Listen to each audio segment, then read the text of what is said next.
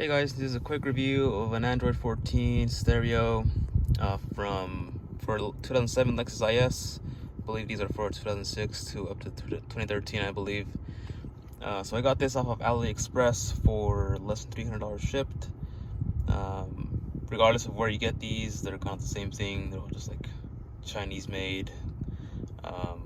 So it doesn't matter what manufacturer you or what page you get it on from, like whatever eBay, AliExpress, whatever it is, more or less the same thing. But I haven't been able to find any Android 14 reviews of this stereo on YouTube, so hopefully this helps you guys out a bit. So I'm gonna go over just the regular how it fits, some of the functionality. Starting with the fit here, it is a little bit. It's not the greatest. There are some gaps here. You can see the gaps here on top under the vent. See on the side as well, it's kind of sunk in a little bit, and on that side as well. Here in the bottom, it kind of sticks out a little bit right here. I mean, I don't really mind very much, but just keep that into account. But for $300 shipped, can't really complain. So here on the sides, you have the buttons for all the HVAC controls. You have a mode, dual zone, the fan speed, auto, off, AC itself. Here, go inside. All these buttons work great. Here I'll show you how that looks. So whenever, for example, you hit a fan button, this is what the AC controls look like. The functions on the screen itself, they don't really work very well. I just kind of use the buttons here on the side. They also have like the other functionality, which doesn't really work on my car either. For example, the heated and cool seats here.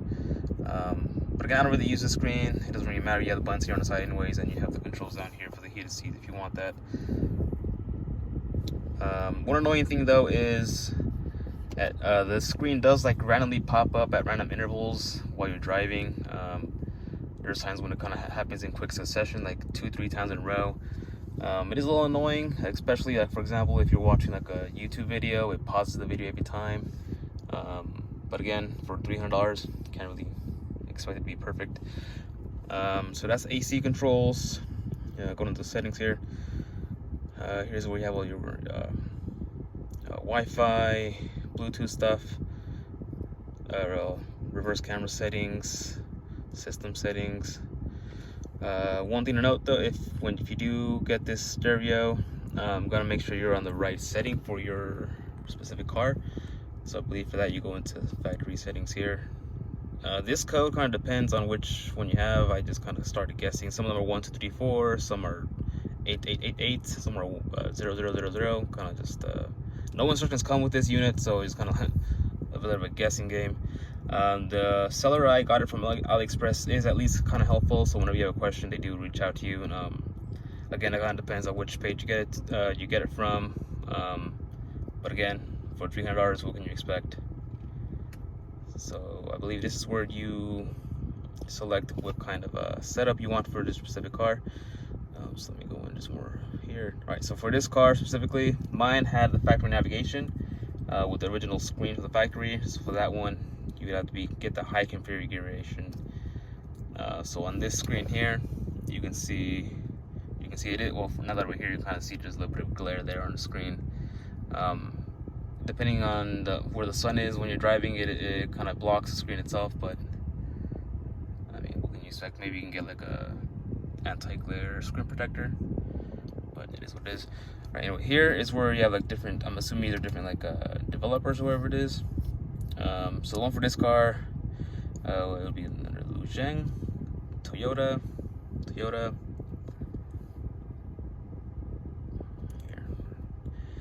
And for this one specifically, for the IS, there is a high and a low configuration. From what I've seen online, high is for the factory navigation screen models, and low would be for the ones that didn't come with any screen from the factory. So just keep that in mind. As you go back here, I have tried all these other ones. Like some of them do have some other like Toyota or Lexus settings.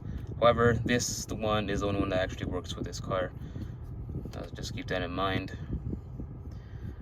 Alright, so let's go back to the home screen here. Quick down here, you have a little control center. Their display brightness works great. the volume as well. All right, so speaking of volume, before we get into the actual CarPlay, so there is an equalizer here. Something to note with this stereo, I could not get the factory, I don't know if it's amplifier, but the rear sub for sure does not work with this stereo. I'm trying to mess around with some of the connectors in the back, trying a combination of some of the ones that come with the unit or connecting the ones from the factory car itself to the unit. However, that always led to various issues with this, either the screen not working or just no audio at all. So just keep that in mind. I don't think there is a way to get your factory sub in the back to work with this unit. So you will be rolling around with no bass in the back. Again, it's not really a big issue for me. It's not like I really care, but again, what can you expect for $200? So something to note here, these work. These all change like some of the audio settings. Some of these, for example, this one here, I have it all the way down because the audio itself, it's not bad like as it is from the factory, but changing this, like some of these all the way up high, it really distorts the sound. This unit isn't the best for audio quality. It doesn't get any worse than the factory settings or how it sounds from the factory. However, some of these settings do kind of jack it up a little bit. So again, just mess around with this, whatever works for you and whatever kind of minimizes the terrible sound. I noticed that whenever on mine, for specifically, if I turn this off, it changes like the settings altogether and it just sounds terrible. So I always have that on, and I kind of, for example, this setting, I have it all the way down because whenever I give it any kind of level, it just sounds terrible. As well as the subwoofer here and the surround sound. These do change a little bit, some of the sound that comes from the speakers, but again, just play around with it, see what works for you. Alright, so whenever I'm in the car, I always use CarPlay. That would be the R-Link here. However, since I have like a hotspot set up right now, I can't connect to the CarPlay as it is. Or we can give that a try. Let's see if that works. No, there you go. Anyways, so that would be the R-Link there. I haven't had any issues with the connectivity for the CarPlay. It works great. Only bad thing is it is a little bit laggy, like for example when you're scrolling through the songs, but not enough to be annoying. I always use Google Maps whenever I'm using CarPlay, and that works pretty great. Definitely better than I used to have a V-Line, a Grom V-Line 2 for my old navigation screen. That works great as well, but it's this version here is actually it's a lot better. The screen itself is much more intuitive. You can actually like scroll around on the maps. Actually, I haven't tried this one. This is what comes from on the factory unit. However, it's, yeah, you need to sign in with your other account.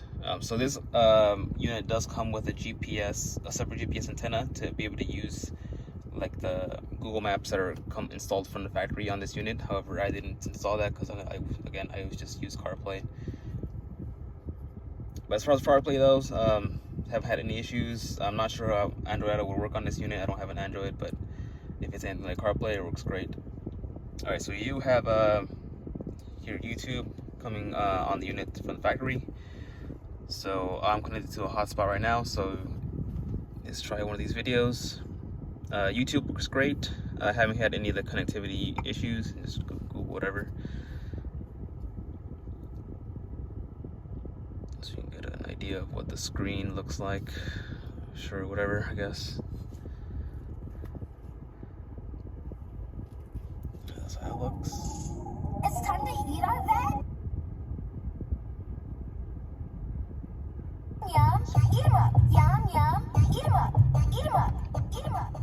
I love my veggies. I love my So you can hear the sound. It doesn't sound bad at all. Again, mess around with their settings because some of the settings do kind of mess it up a little bit, but that's just a little sound clip of how the sound works in YouTube in general. So again, YouTube works great. However, as I mentioned before, the AC does kind of like randomly pop up whenever you're watching YouTube videos, so kind of like screws that up a little bit. Let's see what else. That's really it. I just kind of use CarPlay and YouTube on this thing. Biggest issue I've noticed was the AC just randomly popping up. Again, it's just kind of a little bit of a nuisance thing, but yeah, not enough to like make you want to install it, whatever it is. But yeah, it works great. For $300 again, can't really go wrong. I can show you the reverse camera here. So I have the reverse camera from the factory, so that works with this unit. However, as you can see, at random times the image, there's like a double image thing going on. So you can go to select format. So the format for this camera from the factory should be an N. But if we're, for example, if you get this unit and you see this issue where you get like a double image, you can just gonna switch from one to the other and then switch back to N, and usually that will fix it. As you can see, if you put it to a different setting, it looks totally messed up. But if you go back to N, hopefully that'll fix it for a bit.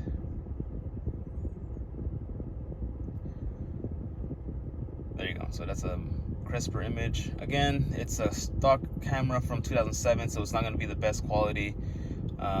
So this issue does pop up pretty frequently, so it is a little annoying, but it's just one of those you gotta live with. Also has that functionality where you turn the steering wheel, has little lines that kind of follow the trajectory. As far as that, the unit does come with its own aftermarket rear view camera. However, in that case, you have to install it. It's a totally different design from the one that comes from the factory, so you're gonna have to like retrofit into your trunk and then wired it all the way down here to the unit and then splice it together. I'm sure it has a much better image than the factory camera, but for the work, I don't think it's worth it in my case. I'm just gonna stay with the original one. It's not like I'm reversing everywhere I go. Let's see if there's anything else I can think of. That's AC, the sound. I believe that may be it. Yeah, overall, great unit. Again, unless you're driving for like 6 hours every day, it's not like you're gonna be using this system all that much. Like for example, in my case, when you drive like 1 hour a day, so for that amount, CarPlay and the AC working is really all I can ask for. Something I did notice though is the radio does not work. There are various like radio settings you can go here. So this is the radio app, and then there's another option to go into your radio. I believe in here, just media selection. Yeah, these are additional settings that kind of, they do some stuff, like whenever you, for example, you adjust any of these, they do kind of change the actual output a little bit. But I don't really mess with these very much. The other equalizer does much more than that option.